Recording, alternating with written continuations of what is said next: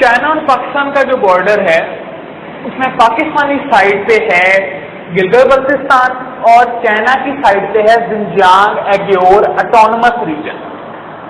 اور یہ کوشچن پوچھتے ہیں کہ زنجیانگ ایگیور جو ہے اس کا کیپٹل کیا ہے, تو وہ ہے یورکمی.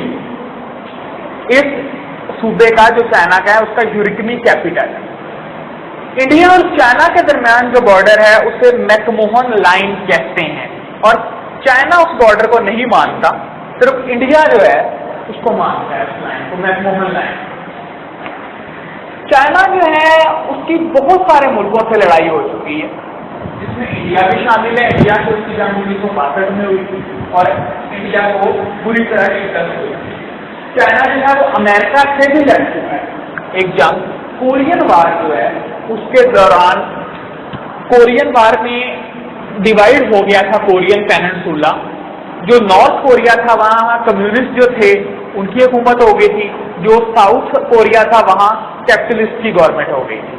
بعد میں نارتھ کوریا نے اٹیک کر کے ساؤتھ کوریا پہ قبضہ کر لیا, اور ساؤتھ کوریا کو بچانے کے لیے پھر امریکہ اپنے الائڈ جو فورسز تھی اس کے ساتھ آیا اور اس نے نارتھ کوریا پہ بھی قبضہ کر لیا. اور یہاں تک کہ اس کی فورسز جو ہیں وہ چائنا کے بارڈر کے قریب پہنچ گئی تھی, جس پہ چائنا جو ہے وہ بھی اشتعال میں آ گیا اور چائنا نے حملہ کر دیا امریکن فورسز پہ اور اس نے نارتھ کوریا پہ دوبارہ قبضہ کر لیا. تو یعنی یہ امریکہ سے بھی جنگ لڑ چکا ہے چائنا جو ہے. چائنا جو ہے یہ تھوڑی بہت اس کی جھڑپیں رشیا سے بھی ہو چکی ہیں. اس کے علاوہ یہ ویتنام سے بھی جنگ لڑ چکا ہے اور کچھ جھڑپیں اس کی میانمار سے بھی ہو چکی ہیں. یعنی سب سے تھوڑا بہت اس کا جھگڑا ہوا ہے. لیکن پاکستان نے اپنا بارڈر ڈسپیوٹ جو ہے وہ 2 مارچ 1963 کو چائنا سے سیٹل کر لیا تھا, اور پاکستان اور چائنا کے درمیان جو ہے بارڈر کا کوئی جھگڑا نہیں. چائنا 1950 سے 53 تک جو ہے وہ کورین وار جاری رہی.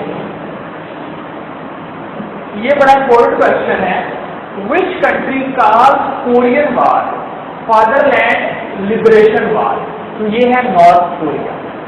نارتھ کوریا اس کو کہتا ہے father land liberation war. Which first American president visited China, تو ہے رچرڈ نکسن. 1972 میں اس نے چائنا کا وزٹ کیا تھا. اور اگر وہ پوچھے پاکستان کا پہلا وزٹ کس نے کیا تھا امریکن پریزیڈنٹ نے, تو وہ ہے آئزنہور. آپ کو بتایا تھا کہ جب چائنا جو ہے جب سیکنڈ ورلڈ وار ختم ہو گئی تو چائنا اور چائنا کے اندر جو ہے وہ سول وار سٹارٹ ہو گئی. ایک طرف جو ہے وہ کیپٹلسٹ تھے اور ایک طرف جو تھے وہ کمیونسٹ, اور وہ آپس میں لڑتے رہے جنگ, اور لاکھوں لوگ جو ہے وہ اس میں قتل ہوئے. اور پھر ماؤ زے تنگ جو ہے اس کی سربراہی میں وہ جنگ جیت گئے جو کمیونسٹ تھے, اور مین لینڈ چائنا پہ حکومت ہو گئی کمیونسٹ. اور جو تھے کیپٹلسٹ وہ بھاگ گئے تائیوان میں, اور ایک نیا انہوں نے کنٹری بنا دیا ریپبلک آف چائنا. اور اس ریپبلک آف چائنا جو ہے اس کو دنیا نے تسلیم کیا. امریکہ اور اس کے الائز جو تھے وہ ریپبلک آف چائنا کی طرف سے, اور انہوں نے اسی کو UN میں پرماننٹ سیٹ بھی دی. یعنی یہ جو اب والا China Democratic Republic of China اس کو نہیں دی. لیکن پھر پاکستان جو ہے وہ امریکہ کی طرف بھی تھا اور چائنا کی طرف. پھر پاکستان نے ایک بڑا کردار ادا کیا چائنا کو وہ سیٹ دلوانے میں بھی اور امریکہ اور چائنا کی دوستی کروانے میں. اس کی بھی کئی ریزن تھی. ایک تو تھی کہ رشیا اور چائنا آپس میں دوست تھے, تو امریکہ رشیا کے بھی خلاف تھا, چائنا کے بھی خلاف تھا. لیکن پھر کچھ ایسے حالات بنے کہ رشیا اور امریکہ اور رشیا اور چائنا کی آپس میں لگنے لگ گئی. اس کے بعد امریکہ جو ہے پھر وہ تھوڑا سا چین کی طرف ہوا, اور پاکستان نے بھی اپنا کردار ادا کیا جس کا اب تک چینی جو ہے وہ یاد رکھتے ہیں. اس بات پاکستان جو دوستی یہ بھی وجہ ہے جو پاکستان نے کردار ادا کیا چائنا اور امریکہ کی دوستی میں. اور رچرڈ نکسن نے پھر دورہ کیا چائنا کو, اور ان میں جو دوستی ہوئی اس میں پاکستان کا بھی کافی کردار تھا. انڈیا اور چائنا کے درمیان 1962 میں جنگ ہوئی اکسائی چند کے مقام پہ, اور کافی زیادہ جو ہے انڈیا کو اس میں نقصان ہوا اور بری طرح شکست بھی ہوئی. اور قدرت اللہ شہاب جو ہیں وہ شہاب نامہ اپنی بک میں لکھتے ہیں کہ تب چین کے جو سفیر ہیں وہ ان کے پاس آئے قدرت اللہ شہاب کے پاس, اور انہوں نے ایک پیغام پہنچایا کہ پاکستان نے حملہ کر کے اب جب ان کی جنگ ہو رہی تھی چائنا اور چائنا اور انڈیا کی، تو انہوں نے ایک پیغام پہنچا کہ پاکستان بھی حملہ کر دے کشمیر پہ تو پورا چائنا جو ہے اس میں ساتھ دے گا پاکستان۔ لیکن انہوں نے اپنا پیغام جب ایوب خان کو جا کے پہنچایا، ایوب خان اس ٹائم سوئے ہوئے تھے، تب ان کو جب انہوں نے اٹھا کے پیغام پہنچایا تو انہوں نے جا کے سو جاؤ، انہوں نے بات ٹال دی، اور نہیں تو پاکستان اگر تب حملہ کر دیتا تو چائنا بھی پاکستان کا پورا ساتھ دیتا اور پاکستان جو ہے وہ کشمیر کو علیحدہ کروا سکتا تھا یا انڈیا سے آزاد کروا سکتا تھا، لیکن پاکستان نے وہ موقع جو ہے وہ ضائع کر دیا۔ اپنے چائنا نے اپنے سفیر جو ان کے سفیر اس ٹائم ایک بات نہیں سمجھ لگی پاکستان میں چائنا سے کل لڑے نہیں، وہ جنگ بھی جو ہے 1965 کی جنگ کو پاکستان نے شروع کی، پاکستان نے آپریشن جبرالٹر کے نام سے آپریشن شروع کیا انڈیا کے خلاف، یعنی کشمیر میں ہم نے مجاہدین بھیجی اور ہم نے حملہ بھی کچھ جگہوں پہ کر دیا اور ہم جیت بھی رہے تھے، ہم نے اٹیک کر کے ہماری پوری کوشش تھی کہ ہم جنگ جیت جائیں، کشمیر ہم لے لیں۔ تو پھر انڈیا نے انٹرنیشنل بارڈر پہ اٹیک کیا، جب ہم نے اٹیک کیا پہلے کشمیر کے محاذ، تو پھر انڈیا نے تو اٹیک کرنا تھا، تو جب ہم نے اٹیک کیا، یہ 6 ستمبر کی جنگ سے پہلے کی بات ہے، تو ہم جنگ کے قریب تھے، ہم جیت سکتے تھے جنگ، اور ہم ایسے مقام پہ پہنچ گئے تھے کہ انڈیا کی ہم سپلائی لائن بھی کاٹ سکتے تھے، اور بالکل جنگ جو ہے ایک طرح سے آپ کہہ رہے 24 گھنٹے کی جیت پہ تھی۔ لیکن تب کیا ہوا، وہ جو قیادت کر رہے تھے کشمیر کے محاذ پہ، ان کو ہٹا کے جو یہ یحییٰ خان ہے ان کو لگا دیا گیا سربراہ اس محاذ، صرف اس لیے کہ جب ہم کشمیر آزاد ہو جائے گا تو کریڈٹ یحییٰ خان کو جائے گا بجائے کہ اس جنرل کو جائے جو پہلے اس کو لیڈ کرے، اور پھر جو اگلا جنرل ہے اس کو تو اس علاقے کا کوئی خاص پتہ ہی نہیں تھا، اور پاکستان وہیں رک گیا اور آگے نہیں جیت سکا جنگ، صرف اس لیے اس کو نوازنے کے۔ اور یہ ایوب خان کی بہت بڑی نہلی تھی کہ اس نے یحییٰ خان کو جرنیل بھی سب سے بڑا لگایا، اس یحییٰ خان کو جو بری طرح پہلے ہی ہار چکا تھا ایک جنگ میں، یعنی وہ کامیابی سے نہیں ہم حاصل کر سکے کشمیر کے پوائنٹ پہ، اگر اور اسی کی وجہ سے پھر پاکستان 1970 کی جنگ بھی ہارا اور 2 لفظ ہوا وہ سارا کچھ، اس میں ایوب خان کا بھی کردار ہے۔ ان شارٹ 1965 میں پھر چائنا اور پاکستان اور انڈیا کی لڑائی ہو گئی، پھر اب چائنا نے بھی وہی کرنا تھا جو ہم نے اس کے ساتھ کیا، یعنی وہ کیوں انڈیا پر فوراً اٹیک کرتا ہے جب ہم نے اس کا ساتھ 1962 میں نہیں دیا تھا جیسے ہمیں دینا چاہیے تھا، لیکن پھر بھی یہ جنگ جاری رہی۔ یہ 6 ستمبر 1965 کو جنگ شروع ہوئی اور 23 ستمبر 1965 کو جنگ ختم ہوئی، 17 دن جو ہے یہ جنگ جاری رہی، اور اس جنگ میں دونوں طرف کے دعوے ہیں کہ ہم جنگ جیتے، انڈیا کا دعویٰ ہے کہ ہم جنگ جیتے اور پاکستان کا دعویٰ ہے کہ ہم جیتے۔ ہم اس لیے کہتے ہیں کہ ہم جنگ جیتے کہ ہم نے اپنے آپ کو ڈیفینڈ کر لیا، انڈیا جیسا اسٹرانگ ملک جو ہے وہ ہمیں ہرا نہیں سکا، اور انڈیا اس لیے کہتا ہے کہ پاکستان نے جنگ شروع کی تھی کشمیر کو آزاد کرانے کے لیے، تو وہ نہیں آزاد کرا سکتا، ہم جنگ جیتے۔ ویسے جنگ کوئی بھی نہیں جیتا تھا، جنگ آلموسٹ برابر رہی تھی، ہم نے بھی ان کے کچھ چھوٹے موٹے علاقوں پہ قبضہ کیا تھا اور انہوں نے بھی ہمارے چھوٹے موٹے علاقوں پہ قبضہ کیا، جیسے کھیم کرن پہ ہم نے قبضہ کر لیا، سیالکوٹ کے مقام پہ ظفروال تک پہ انہوں نے انڈیا نے ایک دفعہ قبضہ کر لیا تھا، وہ ہم نے پھر ان کو دوبارہ پیچھے ہٹا دیا، اور ہم انڈیا نے پوری کوشش کی کہ سیالکوٹ اور لاہور پہ قبضہ کر لیں، وہ نہیں کر سکا، اور ہم نے بھی پوری کوشش کی کہ امرتسر وغیرہ پہ قبضہ کر لیں، ہم بھی نہیں قبضہ کر سکے۔ تو جنگ جو ہے وہ آلموسٹ برابر رہی، کشمیر کے مقام پہ کوئی خاص کامیابی نہیں اور باقی جنگ ٹائی رہی، بالکل جنگ جو ہے وہ برابر رہی۔ اور ہاں، چائنا نے اپنی جو فوجیں ہیں وہ لے کے آ گیا انڈیا کے بارڈر پہ اس ٹائم، انڈیا کو ڈرانے کے لیے، تاکہ انڈیا جنگ جلد سے جلد جو ہے وہ ختم کر لے۔ تو پھر چائنا نے بھی ہمارا ایک طرح سے کافی ساتھ دیا تھا اس جنگ میں۔ ڈسپیوٹس جو ہیں چائنا کے، ایک ہے اسپاٹلے آئی لینڈ، چائنا، ویتنام، فلپائن اور ملیشیا کے ساتھ کے درمیان یہ ڈسپیوٹ ہے اسپاٹلے آئی لینڈ۔ لیکن اگر وہ پوچھے پارسل آئی لینڈ تو وہ ہے صرف چائنا اور ویتنام کا، تو یہ مکس نہیں آپ نے کرنا، پارسل جو ہے یہ چائنا اور ویتنام، اور اسپاٹلے جو ہے وہ چائنا، ویتنام، فلپائن، ملیشیا، یہ آپ کا اور اس پر آتا ہے چائنا کا ڈسپیوٹ کس کے ساتھ ہے، تو پھر اسپاٹلے والا آل نہیں کرتا ہے، اور پارسل جو ہے وہ صرف ویتنام میں آتا ہے۔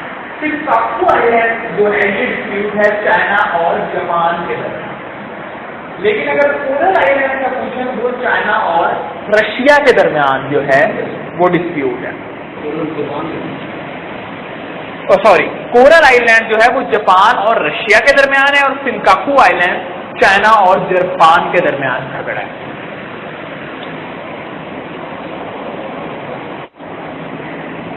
چائنا جو ہے اس کو بہت سارے جو ہیں وہ ایشوز بھی ہیں اس کے ساتھ، جیسے ایک ہے اس کا آپ کو بتایا زنجیانگ کا، جو زنجیانگ ہے وہ اٹانومس ریجن، یہاں مسلم میجورٹی ہے اور کچھ لوگ ان کو امداد بھی کرتے ہیں جو اس کے ویسٹرن کنٹریز وغیرہ، تاکہ وہ چائنا کے خلاف جنگ کریں، تو یہاں بھی ان کا ایک جھگڑا چل رہا ہے۔ چائنا کا ایک اور ایشو ہے تبت کا، یہاں جو لوگ ہیں کرسچن لوگ ہیں اور ان کا مذہب بھی اور ہے، بدھ مت میں، اور وہ چائنا جو ہے، چائنا میں ہان چائنیز سب سے زیادہ ہے، تبت میں اور طرح کے لوگ ہیں، وہ ہان چائنیز نہیں ہیں اور ان کا ایتھنک گروپ ہے، تو ان کو انڈیا بھی سپورٹ کرتا ہے۔ دلائی لاما جو ہے ان کا لیڈر ہے جو انڈیا میں بیٹھا ہوا ہے، انڈیا ان کو سپورٹ کرتا ہے، چاہتا ہے کہ تبت جو ہے وہ چائنا سے علیحدہ ہو جائے، یہ بھی ایک ایشو ہے ان کا۔ اس کے علاوہ تائیوان کا ایشو آپ کو پتہ ہے، سارا بتایا ہے کہ کیسے کیپٹلسٹ اور جو کمیونسٹ تھے وہ والا معاملہ، اور پھر ریپبلک آف چائنا کے نام سے تائیوان ایک علیحدہ ملک بنا، جس کو پہلے دنیا کے کافی لوگ ملک تسلیم کرتے تھے، لیکن آہستہ آہستہ مین لینڈ چائنا کی طرف چلے گئے، اور چائنا اب بھی دھمکیاں دیتا ہے کہ تائیوان کو میں کر لوں گا، تائیوان میرا حصہ ہے۔ تائیوان جو ہے وہاں امریکہ اور برطانیہ کی فوجیں بیٹھی ہوئی ہیں تائیوان کو پروٹیکٹ کرنے کے لیے کہ کہیں چائنا جو ہے اسے قبضہ نہ کرے، یہ بھی ایک اس کا ایشو ہے۔ اور اس کے علاوہ ہانگ کانگ جو ہے یہ چائنا کا پارٹ پہلے ہوتا تھا، اور پھر یہ اس سے برطانیہ نے قبضہ کر لیا، اور برطانیہ نے 99 ایئر کی لیز پہ لیا ہوا تھا۔ ان شارٹ 1997 میں جب وہ پورے سال ہو گئے تو چائنا نے کہا واپس کرو، اور پھر ہانگ کانگ کا حصہ جو ہے وہ انہوں نے واپس کر دیا برطانیہ نے چائنا، اور اس کے بعد کیا ہوا، لیکن جو ہانگ کانگ کے لوگ تھے ڈیموکریٹک سوچ تھی، ان کی ڈیموکریٹک سوچ تھی، لیکن جبکہ چائنا جو ہے اس کی سوچ کمیونسٹ تھی، تو جو ڈیموکریٹک سوچ والے ہوتے ہیں نا وہ اتنی جلدی کمیونسٹ کے ساتھ نہیں رہ سکتے، جیسے اب پاکستانی ہے یہ ڈیموکریٹک سوچ، ہم گورنمنٹ کو کریٹیسائز بھی کرتے ہیں، گورنمنٹ کے خلاف بھی بولتے ہیں، پرائم منسٹر کے خلاف بھی بولتے ہیں، لیکن چائنا میں آپ ایسا نہیں کر سکتے۔ تو انہوں نے ان کو آزادی دی کافی حد تک، اور کہا کہ آپ کا اپنا سسٹم ہوگا، آپ ڈیموکریٹک طرح رہیں ہانگ کانگ والے، اور چائنا میں جو سسٹم ہے وہ چائنا میں چلتا رہے گا، لیکن ان کی کافی ساری جو آزادیاں تھیں وہ اب چائنا ختم کر رہے ہیں، تو اس میں بھی کافی ایشو چل رہا ہے ہانگ کانگ میں۔ گلف آف ٹونکن جو ہے یہ ساؤتھ چائنا سی میں ہے، چائنا کے پاس ہی، اور ساؤتھ چائنا سی جو ہے وہ خود پیسیفک اوشن میں ہے، اور یہ پوچھا گیا ہے کہ پیسیفک کا مطلب کیا ہے، وہ ہے پیسفل، اور پیسیفک کا اپوزٹ کیا ہے، وہ ہے اگریسو، اور پیسیفک اوشن دنیا کا سب سے بڑا اوشن ہے۔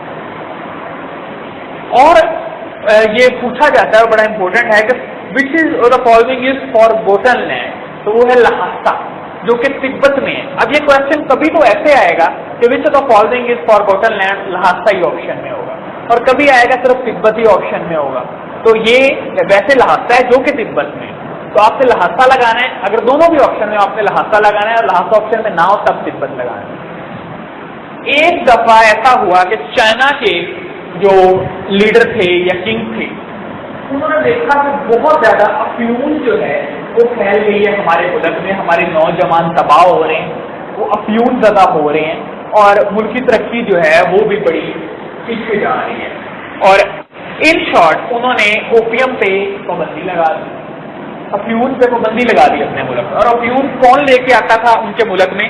برطانیہ بھیجتا۔ تو برطانیہ نے چائنا پہ اس لیے حملہ کر دیا کہ تم نے افیون کیوں روکی، تم دوبارہ الاؤ کرو افیون کو اپنے ملک میں، اور اس لیے چائنا اور برٹش کے درمیان ہوئی اوپیم وار، اس کو کہتے ہیں اوپیم وار، یعنی آپ دیکھیں کہ ان باتوں پہ بھی جنگیں ہو چکی ہیں پچھلی صدیوں میں۔ ایک بڑا امپورٹنٹ کوشچن ہے زیامن بینک بلونگس ٹو، تو زیامن بینک جو ہے یہ چائنا میں ہے، یہ ایک دفعہ آ چکا ہے لیکن موسٹلی بکس میں نہیں ہے۔ ایشین انفراسٹرکچر بینک کدھر ہے؟ تو یہ بیجنگ چائنا میں ہے، اور شنگھائی کوآپریشن آرگنائزیشن یعنی SCO اس کا ہیڈ کوارٹر بھی بیجنگ چائنا میں ہی ہے. ہاں انٹرویو میں آپ سے یہ وہ ضرور پوچھ سکتا ہے کہ کمیونزم اور سوشلزم میں کیا فرق ہے. یہ پوچھتے ہیں عام طور پہ اور لوگوں کو اس کا فرق جو ہے وہ خاص نہیں پتا. دونوں ہی تقریباً کمیونزم ہے. دونوں ہی کہتے ہیں کہ جو ہے سب کچھ اسٹیٹ کی پراپرٹی ہوگی, پبلک پراپرٹی ہوگی. تو ان میں چھوٹا سا فرق ہے اور وہ ہے کہ socialism evolve directly out of capitalism اور سوشلزم کی فردر جو ہے فارم وہ ہے کمیونزم. اس کو ہم ڈیٹیل میں بھی ڈسکس کریں گے اگر آپ انٹرویو پہ جب تیاری کریں گے. دنیا کا سب سے بڑا ڈیزرٹ جو ہے وہ تو سہارا ڈیزرٹ ہے جو کہ نارتھ افریقہ میں ہے, اور ٹکلا میخان ڈیزرٹ جو ہے وہ زنجیانگ چائنا میں ہے. گوبی ڈیزرٹ جو ہے یہ منگولیا اور چائنا میں ہے. زیادہ تر یہ کوشچن اس طرح آتا ہے کہ وہ پوچھتے ہیں کہ گوبی ڈیزرٹ کدھر ہے تو منگولیا ہی آپشن میں ہوتا ہے. کبھی منگولیا اور چائنا دونوں بھی آپشن میں ہو سکتے ہیں, آپ نے پھر دونوں لگانا. یلو ریور جو ہے یہ چائنا کا ایک امپورٹنٹ ریور ہے, چائنا میں یہ بہتا ہے. اور یہ پوچھا جاتا ہے یلو سی جو ہے یہ کدھر ہے, تو یہ چائنا اور کوریا کے درمیان ہے یلو سی. سورو چائنا جو ہے وہ ہوانگ ہو ریور جو ہے چائنا کا, اس کو کہا جاتا ہے سورو آف چائنا. انڈس ریور جو ہے اوریجینیٹ فرام, وہ بھی تبت چائنا سے ہی اوریجینیٹ ہوتا ہے. لانگیسٹ ریور جو چائنا کا ہے وہ یانگٹسی ریور ہے, اور یہی ایشیا کا بھی سب سے لانگیسٹ ریور ہی ہے. دنیا کا سب سے بڑا ڈیم چائنا کا بھی اور ایشیا کا بھی وہ تھری گارجیس ڈیم, یہ دنیا کا سب سے بڑا ڈیم ہے جو کہ چائنا میں ہی ہے. بیجنگ ڈیکلریشن 1995 ہوئی تھی. اس کے بارے میں پوچھا جاتا ہے کہ کس ایشو پہ ہوئی, تو یہ وومن رائٹس پہ ہوئی. بیجنگ ڈیکلریشن 1995 جو ہے. چائنا جو ہے اس نے بہت زیادہ کام کیا ہے رینیویبل انرجی پہ اور اپنے ماحول کو صاف کرنے کے. جیسے پاکستان کے تمام جو دریا ہیں, تمام شہروں کا جو گندا پانی ہے گٹروں کا, فیکٹریز کا, وہ ہمارے دریاؤں میں ڈال دیا جاتا ہے. اور پھر وہی مچھلیاں جو ہیں اس میں سے ہم مچھلیاں پکڑتے ہیں. زیادہ تر تو ہمارے دریاؤں اور جھیلوں کے اندر مچھلیاں ویسے ہی اب ختم ہو رہی ہیں, صرف اس لیے کہ کیمیکلز والا پانی ہم اپنے دریاؤں میں ڈالتے ہیں. لیکن امریکہ وغیرہ میں ایسے نہیں ہوتا, یورپین کنٹریز میں ایسے نہیں ہوتا, اور چائنا میں بھی ایسے نہیں ہوتا. وہ پانی پہلے فلٹر کرتے ہیں, اس کو صاف کرتے ہیں, اور پھر صاف کر کے پانی جو ہے وہ دریاؤں میں پھینکتے ہیں, جس کی وجہ سے ان کا ماحول بڑا صاف ہے. چائنا جو ہے کیونکہ اس نے پہلے بہت زیادہ ترقی نہیں کی تھی تو وہ بھی یہی کرتا تھا جو پاکستان کرتا ہے, لیکن اب وہاں ماحول بہت صاف ہو گیا, ان کے دریاؤں میں پانی صاف کر کے ڈالا جاتا ہے. اس کے علاوہ چائنا نے ڈیزرٹیفیکیشن کے خاتمے کے لیے بھی بڑی کوششیں کی. ڈیزرٹیفیکیشن ہے صحرا جو ہے وہ بہت زیادہ بڑھ رہے ہیں اور صحرا آگے بڑھتے جا رہے ہیں, کیونکہ جنگل ہی ختم کر رہے ہیں آپ. جب جنگل ختم ہو جاتے ہیں تو صرف اگر فصلیں ہیں تو اس کو ختم کرنا صحرا کے لیے کوئی مسئلہ نہیں ہے, صحرا آگے بڑھتا جاتا ہے. تو چائنا نے اس پہ بڑی نئی ٹیکنیکس ایجاد کی ہیں, ایسی چیزیں بنائی ہیں کہ جس کی وجہ سے زمین پہ اگر وہ کر دی جائیں تو صحرا وہیں رک جائے گا. پھر ایک اگر آپ جنگل کہیں لگا دیتے گا, 1 ایکڑ بھی کہیں آپ درخت لگا دیتے ہیں تو آگے صحرا نہیں بڑھے گا. اس نے درختوں کی دیواریں بنا دی ہیں, یعنی 1 ایکڑ کی دیوار کلومیٹر تک جا رہی ہے, تو صحرا آگے نہیں بڑھے گا. اس طرح وہ صحرا کو بھی ختم کر رہے ہیں. اور رینیویبل انرجی پہ بہت زیادہ کام کر رہے ہیں, یعنی سولر انرجی جو ہے دنیا میں سب سے زیادہ جو ملک بناتا ہے وہ چائنا ہے. کسی زمانے میں جرمنی کی تھا, کبھی یو ایس اے بھی آ گیا تھا, لیکن اب چائنا ہے. سب سے زیادہ سولر پینلز بھی وہی بناتے ہیں اور سب سے زیادہ جو ہے سولر انرجی پہ بھی وہی کام کر رہے ہیں چائنا والے.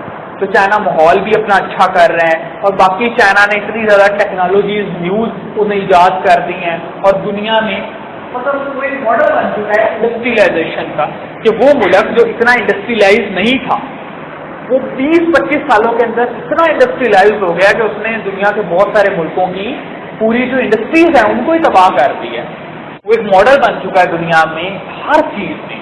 उन्होंने रिवर्स इंजीनियरिंग को इस्तेमाल करते हुए चीज़ें बहुत सस्ती बनाई हैं, वो रिन्यूएबल एनर्जी पे काम कर रहे हैं, डिजर्टिफिकेशन पे काम के खिलाफ काम कर रहे हैं, ग्लोबल वार्मिंग को ख़त्म करने के लिए वो काम कर रहे हैं। एनर्जी है रिन्यूएबल एनर्जी। तो रिन्यूएबल एनर्जी का मतलब है ऐसी चीज़ से एनर्जी बनाना जो फिर भी बन सकती है। तो सोलर तो आपको पता है, सोलर तो चलता रहना है, विंड एनर्जी भी ऐसे, हवा तो चलती रहनी है, पानी से भी अगर बिजली बनाते हैं तो पानी तो चलता रहना है। तो इसके अलावा जियो थर्मल एनर्जी जो है, यानी ज़मीन की जो गर्मी है उससे बिजली बनाना, वो भी रिन्यूएबल एनर्जी है। सोलर अगर आप सी की टाइड से बनाते हैं एनर्जी, यानी समंदर की लहरों से, वो भी renewable energy. Non renewable energy वो है जिससे एक दफ़ा आपने चीज़ से बिजली बना ली या एनर्जी ले ली, फिर आप उससे एनर्जी नहीं ले सकते। जैसे पेट्रोल है, एक दफ़ा इस्तेमाल कर लिया तो फिर तो नहीं होगा। इसी तरह कोयला है, गैस है, डीजल वगैरह, ये सारा कुछ जो है, या ये सब जो है वो नॉन रिन्यूएबल एनर्जी में आता है। और इसकी वजह से ग्लोबल वार्मिंग भी हो रही है, दुनिया का टेम्परेचर भी बढ़ रहा है। और इसी रफ्तार से अगर हम पेट्रोल इस्तेमाल करते हैं तो वैसे ही वो 100 साल में ख़त्म हो जाना है, लेकिन वो 100 साल में ख़त्म होता फिरेगा तब तक शायद ज़मीन ही तबाह हो जाए उसके नुकसानात की वजह से। तो इसलिए पूरी दुनिया कोशिश कर रही है कि अब पेट्रोल और डीजल इन चीज़ों से जान छूटे और अब हम रिन्यूएबल एनर्जी की तरफ जाएं, सोलर एनर्जी हो, उसके अलावा विंड एनर्जी, और इन चीज़ों को हम ज़्यादा अच्छे से इस्तेमाल करें।